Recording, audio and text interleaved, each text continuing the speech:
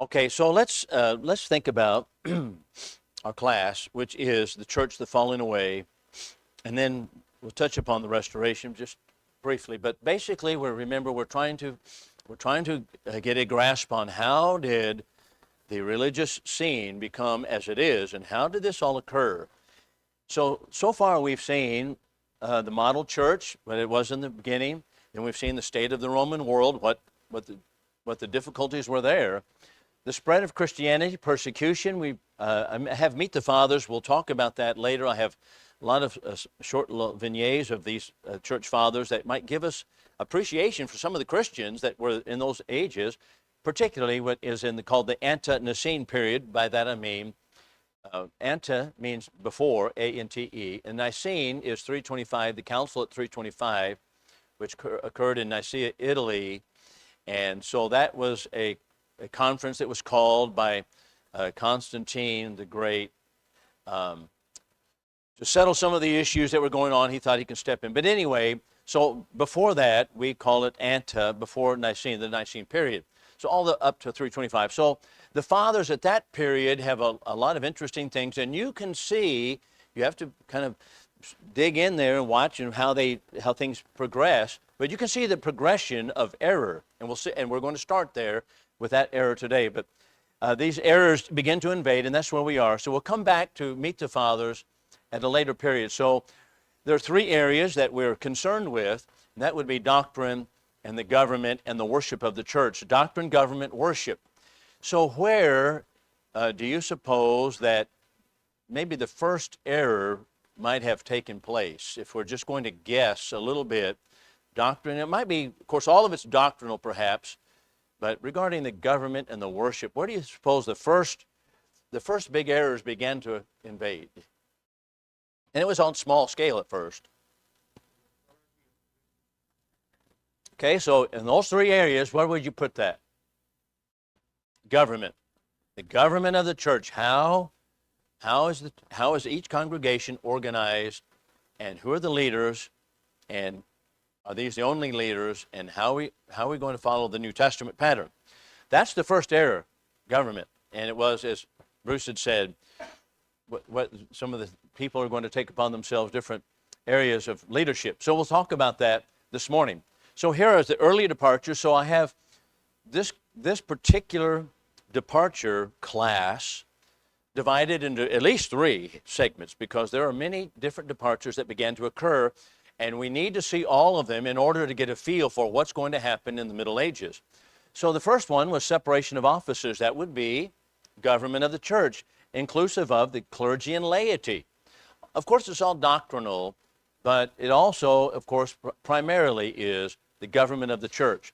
And then also a doctrinal error will come in also in point number 3, the confusion between the Old Testament and New Testament. I want to call your attention to the fact right now that the confusion between the Old and New Testament, Augustus Neander, church historian from Germany, says this was really the seedbed or the most essential and consequential error. The most consequential error that possibly could be was a confusion between the Old and New Testaments. We'll see why that is the case and why that laid a seedbed for many errors that would come later. Okay, so that's what we have thus far. So as we're thinking about that, let's look ahead for a moment. Here's the next class, if we get through the first three periods first 3 points. Number 1, the prominence of Peter. The prominence of Peter was an error that began to come about early on, but it was actually solidified through the years. Now here's an interesting thing about the prominence of Peter. Peter's prominence was actually finally solidified in the Holy Roman See, as it is called, as infallible only until 1878. So it was a progression of time. That was almost in our lifetime as we're looking at the large scale of things here. So the prominence of Peter, the multiplication of church offices, they began to have a lot of different offices, and this is all pandering to the desire of men. You can feel that right away. Everybody has an office, everybody has a particular role as far as official title is concerned. And then we have the bonds of connection between the churches began to disintegrate because, or maybe I should say strengthen, better word to put it, because the bonds of connection between one congregation and another in the New Testament is strictly by fellowship. It's not organizational. We have no organizational level higher than a local congregation in the New Testament. So there began to be arising a connecting bond, organizational-wise, between churches, and that really was going to be something else that came into play. And we'll see other things as we proceed along the way. So let's begin here, separation of offices. And I wanted to begin simply with the New Testament because that's our model, isn't it? That's where we need to be. So you might just think about a couple of passages here. So I brought Vine's Expository Dictionary. I just happened to glance at it. It was last night, and I thought, well, what do we have to say about this particular? I thought, you know, he has such a good statement here, and I'll read it in a moment. But let's look at a couple of these passages. So number one, every congregation in the New Testament, local congregation, there's only one organizational level in the New Testament, and that would be the local congregation. That's it. So we see that the apostles appointed elders in every church, Acts 14:23. So you might glance at Acts 14:23, and we're going to notice a couple of words that of necessity we have to talk about. You might think, well, that kind of gets into some detail, and it does. But unfortunately, sometimes details have to be observed because when error creeps in, then you have to go back and kind of have to answer it somehow. And so just like in the debate we had here with Holger Neubauer, some of that was like detailed material, but it's not that we prefer to get into details and get down into it and like dice and slice all the words, but you have to do that because they make some assertions about some things. You have to kind of, all right, you have to get down in there and you have to answer it. You have to say something about it. So it's the same thing here. So let's look at Acts 14 and verse 23. And this one has the passage I just referred to, speaking about Paul and Barnabas on the return from their first missionary journey, which took place in Asia. And someone read out that passage in 14:23. Go ahead, Hobbs. You have it there. All right, so Paul and Barnabas traveling through Asia. Now, when they're returning through the churches that they had already established and planted, now they come back and they're appointing elders in every church. And the question is, what is the word that is used here for elder when we come to this particular text? And so it's important to see it. So in Acts chapter 14:23, the word elder, what do you suppose the word is? You probably heard it many times in your church career. What is that word?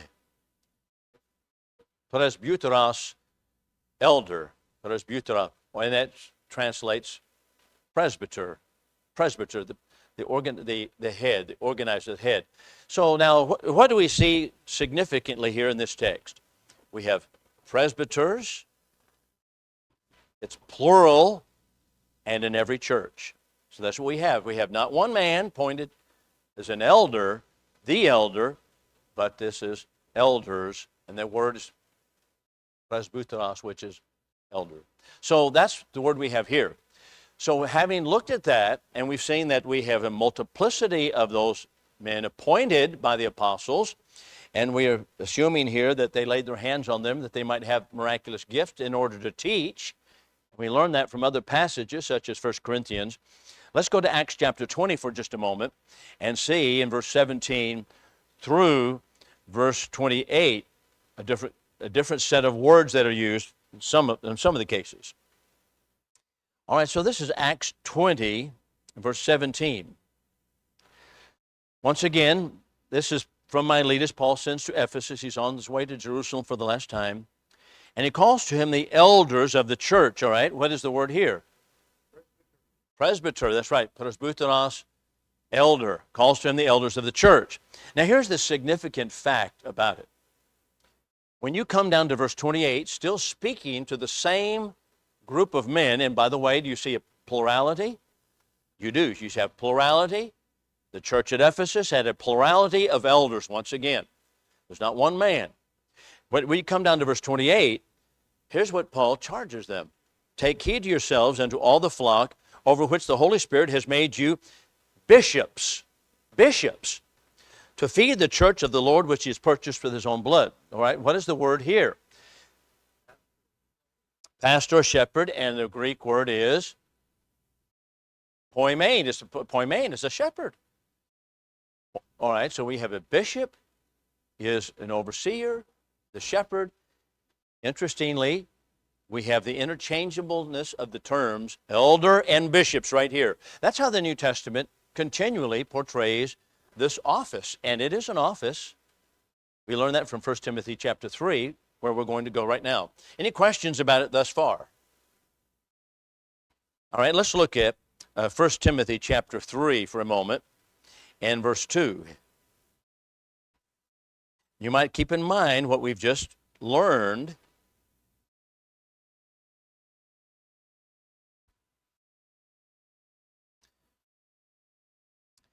So we have in this passage, there are two texts primarily that deal with elderships, bishops, and their qualifications. Those passages are 1 Timothy 3, Titus chapter 1. 1 Timothy 3, Titus 1. People mention those texts. You're talking about Titus 1, 1 Timothy 3, qualifications. All right, so here's how he begins. This is 1 Timothy 3 and verse 2. Faithful is a saying, if a man seeks the office of a bishop, he desires a good work. All right, there's the word bishop, which is overseer. Poimen, that's the shepherd. You seek the office of it. So he calls it an office. It's a shepherd. Now, we are very, very prone in our world, and they were then, as we're about to see, to let officialdom run into our veins too deeply and get all caught up in being the head, to being the chief, to being the top, to vie for position. But even though they were overseen, it was not a position in which they would, as Peter tells us in 1 Peter 5, lord it over the flock. But they would serve as examples to the flock, even suffering as our Lord suffered. That's 1 Peter 5, 1 through 5. And remember, our Lord tells us in one occasion when Peter and John, or rather James and John, were seeking to be positions of honor, he says, he that is going to be head among you is going to be servant of all. So this is a position of servitude. It's not a position of authority in the sense that you lord it over. There's authority there, but we let this authority sometimes run too deeply in us, and that's exactly what's going to happen right here. There are going to be some of them, and pretty soon you have people pushing to get in there, and it makes an unsavory situation. And that's what happens. That's what happened in the early centuries. So far, all we see is the same thing as bishop, same thing as an elder, a shepherd, same thing. And so we have the qualifications lined out here. So let's look at another one, and this is 1 Peter chapter 5. I'm just trying to lay the groundwork here very, very quickly about it, and let's see what he has to say here. So, and by the way, in 1 Timothy chapter 3, we have the word episkopos, which is, where do you think we get, what church is named after episkopos? You can feel it. The Episcopalian. They're named it after that word, Episcopalian church. It refers to that style of leadership that they wanted to have. So that's the denomination following the episkopos, which is the word bishop. And so here's an interesting thing, and I forgot to mention it in 1 Timothy 3, and that is when you come to Titus chapter 1 and looking at the qualifications, Paul doing the same writing, he doesn't use the word bishop, he uses the word elder. So once again, we have an interchange, bishops or elders, and so we have plurality in every church, and we have the idea that they are bishops, same thing as elders. So we come to 1 Peter chapter 5. The elders, therefore, so what word is he talking about? What word is he using here? Presbyteros, the elders among you, I exhort, who am a fellow elder. I'm a fellow elder. It puts him right on the level with others. Even though he's an apostle, he still is a fellow elder, a witness of the sufferings of Christ, who am also a partaker of the glory that shall be revealed. Now, here's the word. Tend the flock of God which is among you. That gives us the role of what? Shepherd. What's the word for shepherd?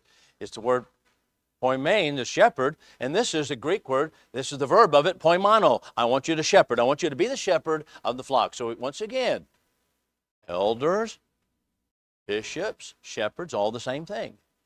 Isn't that interesting? And that's how it plays out continually in the New Testament. Verse 3, neither lording it is over the charge allotted to you, but make yourselves examples to the flock.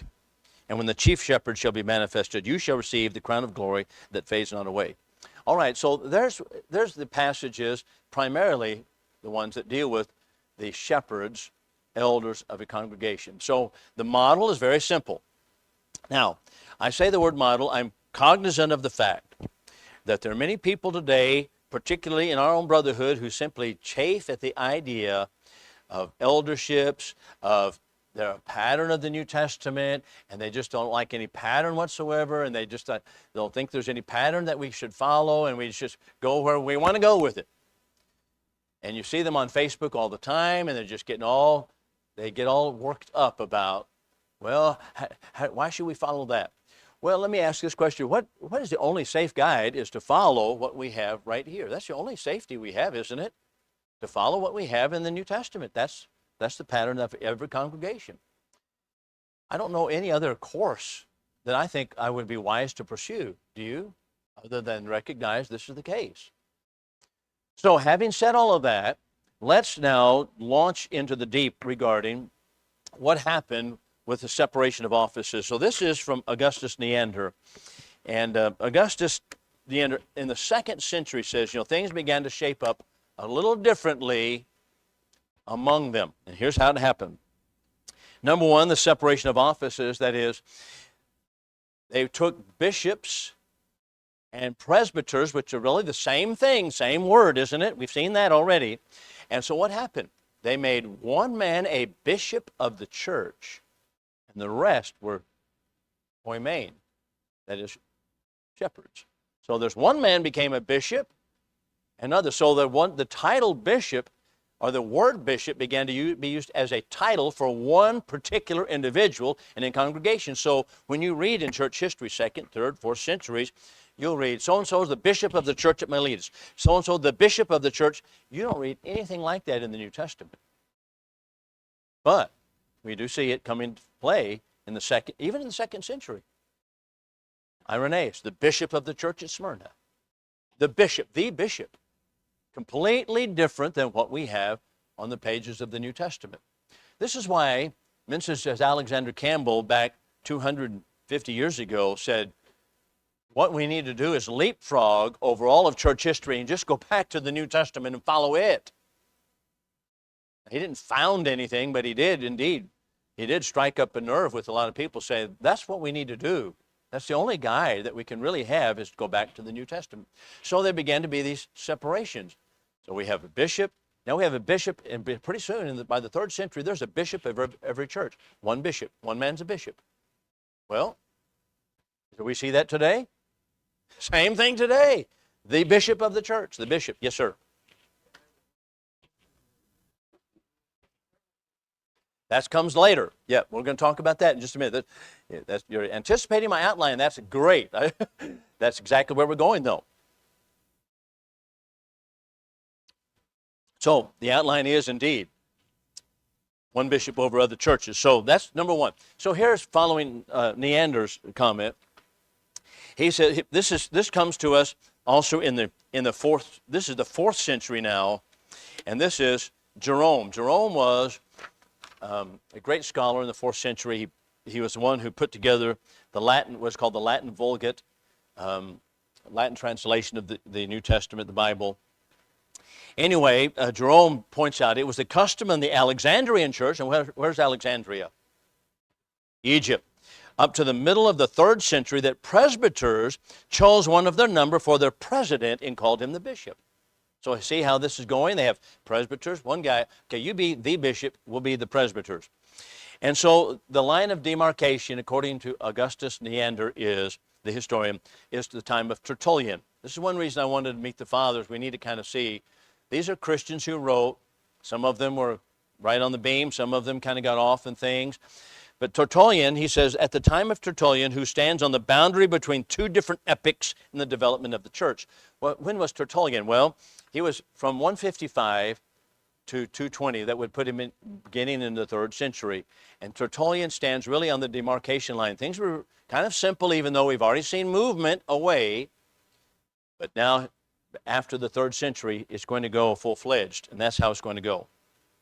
His continued statement is, the situation of the churches during the persecutions and the numerous oppressions in which the energetic conduct of one man at the head of the affairs might prove of great use, furthered the formation of the monarchical government in the church. It's a monarchy now. Every church had a monarchy. So now what is he saying there about the persecutions? What does he mention about the persecutions? All right, the persecutions kind of lent itself to that. How would that be? How would that be, Bruce? And here's something else, too, you might think about. As he mentioned, if you didn't hear him in the back, that they wanted to kill off the leaders, and so there's something going to be lending itself to leadership and how the persecuting powers would try to take away the leader. But you think about how the Jewish synagogue is set up. The Jewish synagogue had elders, but it had a president, the Nasi, the president of the synagogue. He was the guy who sat up here in the chair and made sure it managed everything was all right. So when a persecuting power would get after the congregation, because we're styled after the Jewish synagogue here, they would grab hold of the Nasi. That's the man they would get. So that same thing lent itself right into the churches. All the churches of Christ, Christian churches, had elders, but when persecuting powers came, they looked for that leader, the most influential. And is there also not a tendency between people to have, even in groups of elders, to have one man who's perhaps a dominant personality? Isn't that the case? That's just human nature, isn't it? I remember Ira Rice, who was a missionary to Taiwan. You know Ira Rice, yeah. Missionary to Taiwan. He told me this one time. He said, you know what? When I go to get support from a congregation, I go talk to the elders. He said, but as soon as I start talking, I find the chief elder. because frequently, that's how things go. He said, I find the chief man. I find that guy, and if I can convince him, then we'll be all right. But if I can't convince him, we're going to have trouble. That's not trouble, but we're not going to have support. So that's how he would say it. He said, that's just the practicality of the matter. Because one personality is always going to be over others as far as leadership is concerned. And that's always a challenge for us, isn't it? I think so. I mean, we want to be leaders, but at the same time, we want to be servants. And so it's difficult, but that's just the way human nature is. So that being the case, that's how things began to shake out in the 2nd century. All right, and then as we'll see coming up in the 3rd centuries particularly, as Brother Bruce pointed out, they will begin to have oversight of other congregations too. All right, so that's what happens here. Now let's go to another one. And that is number 2, the separation of the clergy from the laity. This is kind of interesting. Clergy and laity. Now this is exactly what we see today. It's still with us in every sense of the word, isn't it? Clergy, laity. You don't find that in the New Testament. You don't find a pastor. That would be a shepherd. The word pastor, by the way, is the word shepherd. Shepherds, you find shepherds, bishops, over congregations. Pastor's the same word, but you don't have one pastor over anything, do you? No. Not in one page of the New Testament do we see a pastor. What happened? Well, when you go any church around here, they'll have a pastor, the pastor. People come asking, are you the pastor? When I don't correct people all the time, I feel like I don't want to correct them continually. Sometimes I do if I'm in private. I don't want to embarrass people because they're trying to be honorable and, trying to be complimentary of me. But I point out to people, I say, well, I'm not the pastor. I said, preacher, but I'm a servant of the congregation is what I am. A minister, that's we use the word minister, but I said it's not a title. But that came on very, very early on. And so the separation of the clergy from the laity began. So here's how Neander words it. He said, this change takes a deeper root. It goes a lot deeper than what we've seen just now. So, and by the way, where do you think, you can kind of guess by looking at point number 3, where would they get the idea of a distinction between clergy and laity?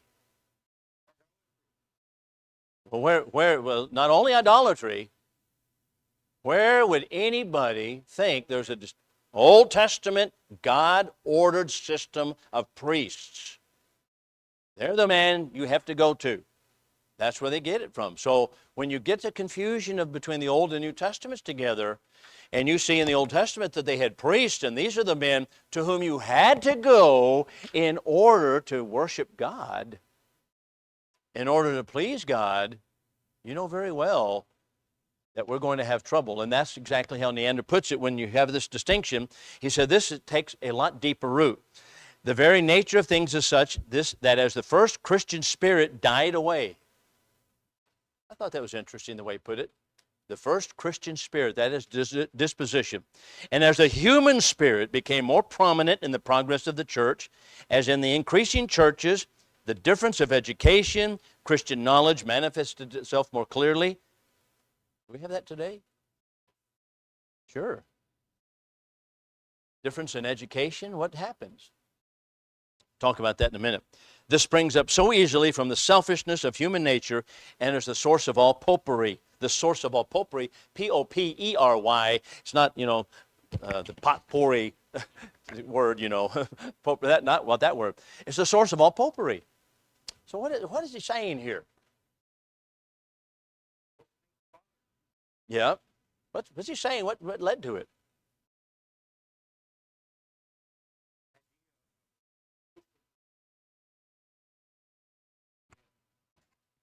Yeah, and he says the human spirit became more prominent in the progress of the church, and differences of education and Christian knowledge manifested itself more clearly. So I'm here to tell you that in the Restoration movement so let's say go back to 1870s, 1890s, we began to see an educational, and we wanted to educate preachers and people in the Bible, but there began to be an educational elitism among a lot of churches, and some of the old preachers were like, So I remember J.D. Tant. I can't help but mention J.D. Tant. J.D. Tant was born in 1866, right at the close of the Civil War. He died about 1950-something. And he lived through the apostasy where the Church of Christ split. It became a Christian church, Church of Christ. We were left few and straggling. And one of the big things was a preacher class that was educated and kind of had and some of them would put it a little bit looking down upon the old-time preachers that were home-born, home-educated, and educated in the Bible. For example, I'll come back to Tant in a moment. Joe Blue was a great preacher in Arkansas. He was in, I think it was Stone County, Arkansas, north central Arkansas, and he was about the same period of time. Heard of Joe Blue? Joe Blue, great preacher. Here's how he was. Now, when denominational churches came into his county, he would challenge them to debate them, they'd close shop and leave. And there was not a denominational church in that Arkansas County as long as he was preaching. That's how he did it. I think it was Stone County, Arkansas. It may be a different county up there, if I'm not mistaken, but at any rate, so I was told, I knew an old guy by the name of Aubrey Van Winkle when I was in Bay, Arkansas, and he was in his 90s. He had been an elder in the church for many years, and he knew all these old guys. And he said, I'm telling you, when Joe Blue would come to town, he says, and he would walk down the streets, the Baptist preacher would go the other way. Not because he was ugly, because Joe Blue said, you know what, we need to discuss these things. Let's have open debate. So that's the way with a lot of them. And so Joe Blue He would challenge them to a debate, but Joe Blue was self-educated in the Bible, like a lot of us are. Self-educated. Grew up on the knee of parents who were Bible believers and Bible scholars on their own without going to school. So when Joe Blue and those kind of guys had, and there was another one by the name of John Fry in Arkansas, and these guys were homespun Bible scholars. They knew the Bible, they can quote it.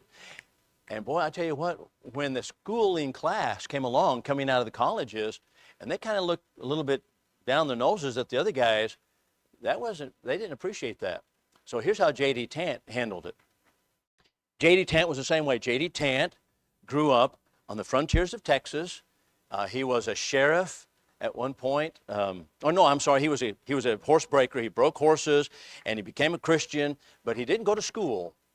As a matter of fact, someone wrote to N.B. Hardeman one time, who was a very classy, scholastic man, head of the Freed-Hardeman College, great, humble preacher, said, Brother Hardeman, he says, Brother Tant's a little bit uncouth around the edges, about some of this he's preaching. I'm sorry, it was David Lipscomb he wrote. David Lipscomb. And David Lipscomb, who founded David Lipscomb College, this was in the 1880s, and said, J.D. Tant, he refers to things in the pulpit, he uses illustrations, kind of offensive to the women. And so he would talk about, like, a bull in the pasture. And they thought, you can't say that. You can't say the word bull. That's right. No. And so he would talk about things like that, just kind of homespun illustrations. So David Lipscomb wrote him. This is interesting. He wrote J.D. Tant, says, Brother Tant, you're offending some of the women folk. He said, maybe you can say Mrs. Cow's husband when you preach, or Mr. Cow. But, but you can see why. How people would kind of, anyway, so J.D. Tant, when he was in his, in 1930s, he was getting kind of senior years, and coming out of Abilene Christian, started by Jesse Sewell several years before, in other schools, they began to criticize people like Tant. He was a little bit uncouth, a little rough around the edges, and Tant responded in an article that's very interesting. He said, you know what? You count my coonskins, boys. He says, how many people have I baptized? He baptized almost 10,000 people. Now Marshall Keeble, black preacher, uneducated as far as schools are concerned, baptized over 10,000 people. It's amazing. They baptized thousands. J.D. Tant was one of those, and he said, before you start criticizing me, you better count your coonskins, boys. And that's what he meant by that. So it kind of lends itself to the same thing. You see the same feeling back in the early church. I've given all those little homespun illustrations just to give you the sense that we haven't really left that. We still have that. And so when I've been preaching to places, they say, where did you get your degree? I said, well, is that what we need to be interested about? I wonder what the old preachers would have said, where did you get your degree? I don't know. Anyway, so began this distinction between clergy and laity, and this premium on the educated ones versus the homespun ones. It was kind of a sad thing. So that's the one thing that was going on. Then lastly, I want to mention before we conclude class, basically the confusion between the Old and New Testaments, and that is breaking down that middle wall of partition, not recognizing that there's a partition between the Old and New. And because of this, it's going to lead to innumerable errors. So when I hear people today in the denominational world, which they almost always are, confused about which law we're under as opposed to the law of Moses being nailed to the cross, that is really the seedbed of a host of errors. And we're going to spend a lot of time just on how did that happen? And what are the errors that came out of it? So just to start us off. So this is from Neander, and he's going to quote from Tertullian. He says, the notions of the theocracy of the Old and of the New Testament, which were so decidedly kept distinct from one another by the apostles, that is, the Old Testament distinct from the New by the apostles and the first Christians, now became gradually changed and confused. The source of theoretical and practical errors which lasted through many centuries, and in virtue of this interchange, many notions of government foreign to the gospel were brought from the Old Testament into the Church of Christ. Now, you might say, well, is he a Church of Christ writer? No, no. He's simply a German historian, Augustus Neander, writing the latter portion of the 18th century. And they uniformly, or frequently, I should say, refer to the church as the Church of Christ, meaning, just as I use it, the one church of the Bible. And that's what he said. So as the Old Testament notion of the priesthood, this is how it was introduced. They brought a priesthood in. Tertullian calls the bishops, for example, summus sacerdos, which is a Latin term for chief priest. The chief priest. Well, he uses a Latin term for chief priest in the church, an appellation which was certainly not invented by him, but taken from a habit of speaking and thinking already prevalent in a certain part, at least, of the church. That is, we're going to call one guy the chief priest of the church. And that's how things got going. You'll see also, and I need to add this, there was never any questions about doctrine in which they deferred to Rome. What does the Pope say? What does the Mr. Bishop over here say? In the early centuries, you don't have anything like that. What does that to tell you? As far as history concerns also, that's true. Why didn't they appeal to the Pope in Rome? There was no Pope. That's right. There was no Pope. We've got to get that. If we don't get that, we missed the class. There was no Pope. They didn't appeal to the Pope. In all of these things, the first 3 centuries, no one appealed to the Pope. What should we call him? What should we do? What's our role? What does the Bishop of Rome say? We don't have that kind of stuff. As Hobbes pointed out, correct? There was no Pope. How did that happen? That's the story for other classes, how it came about. But it was not that way in the early church. Okay, anything to add? And as Bruce said, they respected the authority of the New Testament, which is exactly right. It's exactly right. All right. Any other thoughts? Additions? All right. Thank you for your participation and your help.